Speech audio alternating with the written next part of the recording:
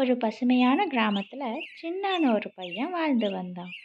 தினமும் காட்டுக்கு சென்று பறவைகளோட பேசுவதும் பூக்களை பார்த்து ரசிப்பதும் அவனோட வழக்கமா இருந்துச்சாம். இப்படி ஒரு நாள் அவன் காட்டுக்கு செல்லும்போது தூரத்துல அலறல் சத்தம் கேட்டுச்சான். என்னன்னு போய் பார்த்தா அங்க ஒரு யானை நின்னுட்டு இருந்துச்சாம். அந்த யானையோட கால்ல முள் குத்தி அந்த யானை வலி தாங்க முடியாம கத்திட்டு இருந்தது. இதை பார்த்த சின்னா, உன் காலில் இருக்க முள்ள நான் எடுத்து விடட்டுமான்னு கேட்டானா. அதுக்கு அந்த யானை சரின்னு சொல்லிச்சான். உடனே சின்னாவும் யானை காலில் இருந்த முள்ள எடுத்து விட்டானா. மறுநாள் சின்னா காட்டுக்கு போகும்போது தவறி ஒரு குழியில விழுந்துட்டானா.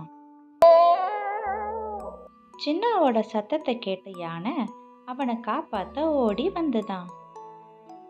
குழிக்குள்ள சின்னா மாட்டிட்டு இருந்ததை பார்த்ததும் தன்னோட தும்பிக்கையால சின்னாவை வெளியே எடுத்துச்சான் யானை. யானையோட உதவினால சின்னா குழியிலிருந்து வெளியே வந்துட்டானா. அதுல இருந்து சின்னாவும் யானையும் நல்ல நண்பர்களா ஆயிட்டாங்களாம்.